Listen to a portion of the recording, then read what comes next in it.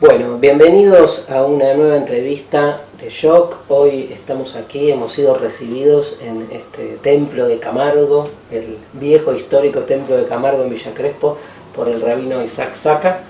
Gracias por recibirnos, Isaac.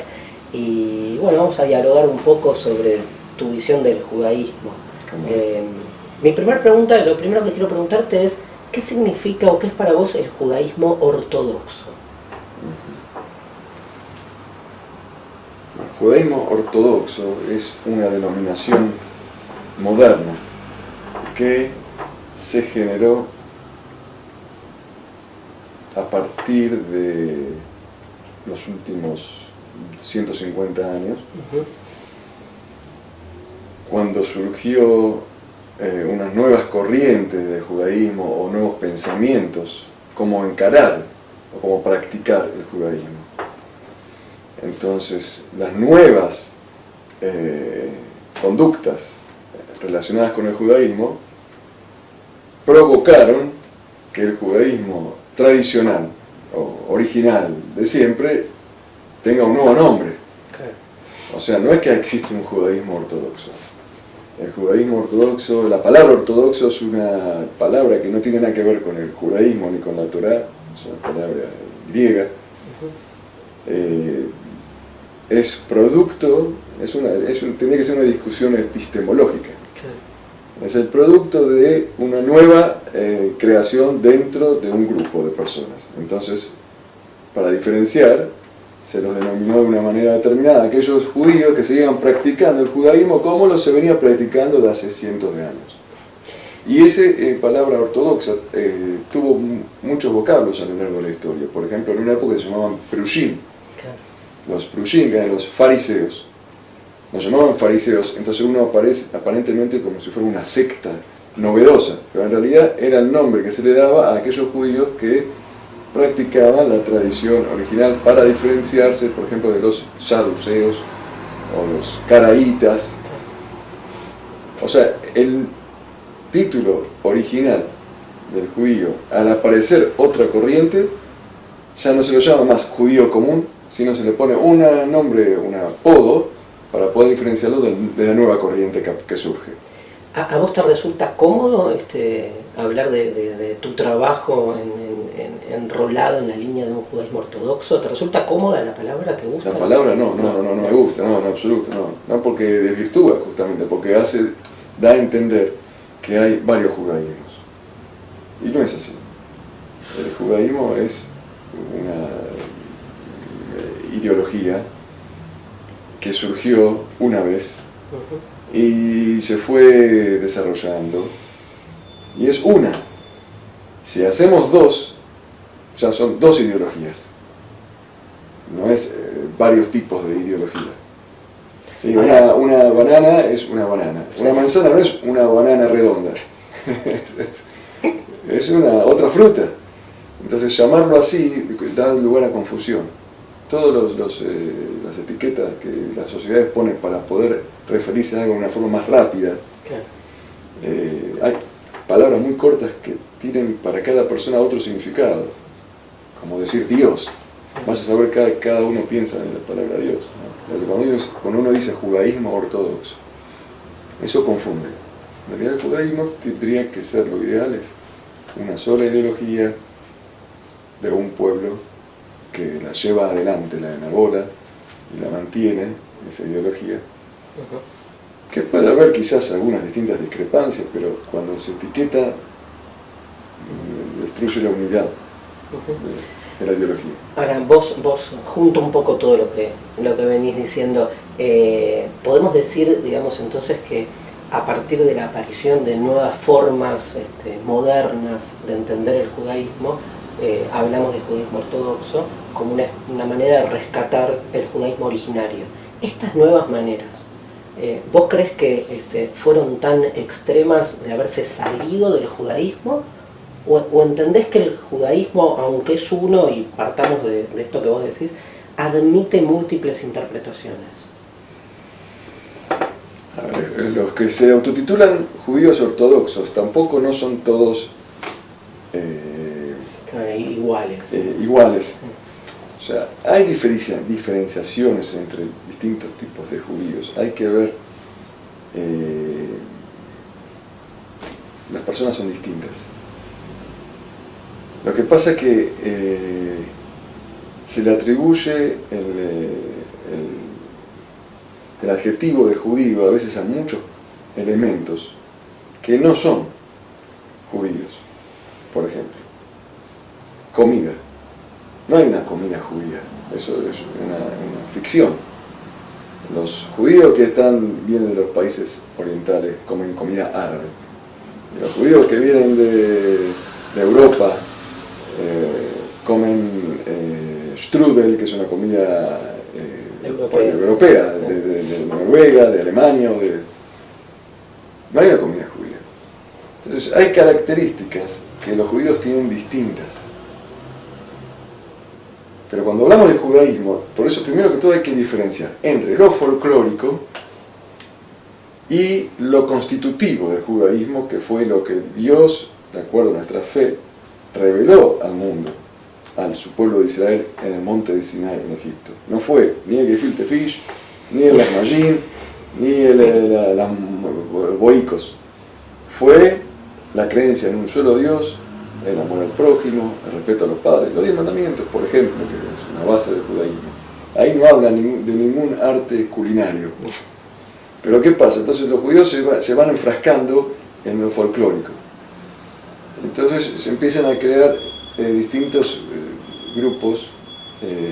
Esa diversidad, después hay cantos distintos, hay formas de entonar distinto, hay formas de pronunciar distinto.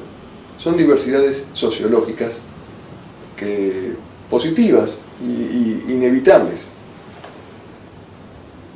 En ese tipo de diversidad es bueno, es normal. Cuando la diversidad se hace sobre las esencias del judaísmo, eso es un cisma. Entonces ahí se está fundando una nueva religión. Eso es lo que pasó, por ejemplo, con el cristianismo, o con el islam, o con tantas sectas que nacieron a lo largo de la historia que después se transformaron en una nueva religión. Cuando la diferenciación no es lo folclórico, sino la diferenciación atenta o apunta a la esencia del judaísmo. Por ejemplo, no es un dios. El cristianismo planteaba que no era un dios, eran 3 dioses, o 3 manifestaciones divinas, exacto, que es el Dios Padre, el Hijo y el Espíritu Santo. Ese concepto en el judaísmo era considerado una herejía. Entonces, ese elemento, más otros elementos, con el tiempo generó una ruptura.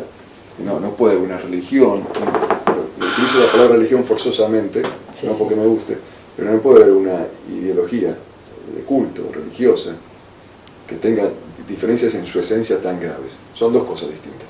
Ahora, en el caso del cristianismo lo veo claro, pero hay casos dentro del judaísmo religioso, haciendo la salvedad de que no es una buena palabra, que sí manifiestan por ahí diferencias con las formas en que se vive el judaísmo ortodoxo, y sin embargo, digamos, no han roto como para constituir una nueva religión. Pienso en los movimientos judíos reformistas o el movimiento masortí, que aquí en Argentina es como muy importante. ¿Vos cómo los consideras? El movimiento en sí no entiendo que tenga una constitución establecida contra los fundamentos del judaísmo. No conozco mucho, la verdad, sobre el tema, pero no entiendo. Yo hoy en día lo que noto en la sociedad es que hay gente que es más apegada al cumplimiento de las tradiciones. Claro. Y hay gente que cumple menos las tradiciones. Pero no he notado en las personas que conozco, tendría que hacer una investigación al respecto sobre, sí sé sobre los orígenes del reformismo, pero hoy en día uno puede tener una etiqueta que no responde a su elemento original.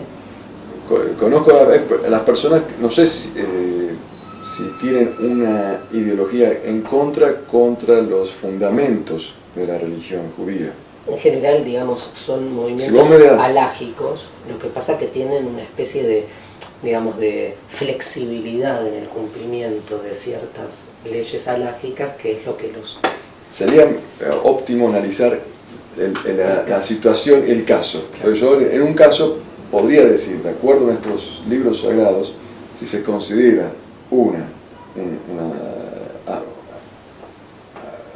brecha aparte de la religión, o es una opinión más. Okay. Yo puedo decir, cuando me traen un caso específico, por ejemplo, si vos me propones y me decís que el fuego que el sábado la Torá prohibió encender, entonces vos con el espíritu moderno, entre comillas, nos propones, y eso era antes, cuando para que hacer fuego daba mucho trabajo, el día sábado, entonces producía un gran esfuerzo, pero hoy en día que encender fuego se puede encender apretando un botón, entonces ya hoy no está prohibido.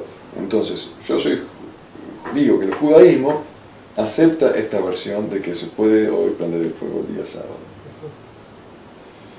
Eso, de acuerdo a nuestros textos sagrados, es una desviación del origen del judaísmo. Claro. Si vos me decís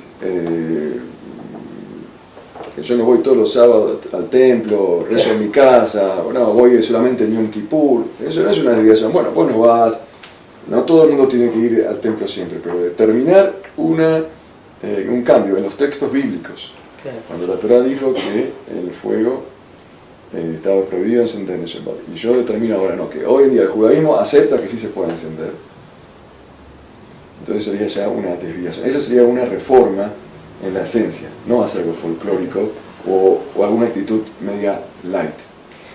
Lo que quiero aclarar, ya que lo nombré, si me permitís, es el fuego. ¿Por qué está prohibido por la Torá? No se puede hacer un cisma así porque uno no entiende las cosas.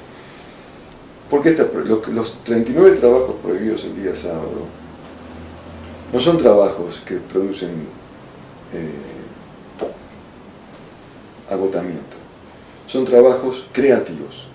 Los 39 trabajos que la Torá prohibió el día sábado son creativos. Y la Torá dice que 6 días trabajarás y el séptimo descansarás para recordar que Dios creó el mundo. Acá hay una relación entre la creación del mundo y el día séptimo. Durante los 6 días uno trabaja, interactúa sobre la naturaleza, transforma lo blanco en negro, transforma lo muerto en vivo, transforma la madera en una mesa, transforma los tejidos en tela. Entonces el hombre puede confundirse y pensar que él es el rey de la naturaleza y él es el que hace todo y es el que determina. Se puede confundir. Entonces Dios dijo 6 días trabaja, pero para que no te confundas, el séptimo yo te doy una orden que no hagas nada creativo, para que recuerdes que Dios creó el mundo. No se trata de que si es esfuerzo hacer fuego o no, se trata de acordarse que existe un creador, para humildad, para provocar la humildad en el hombre. ¿Qué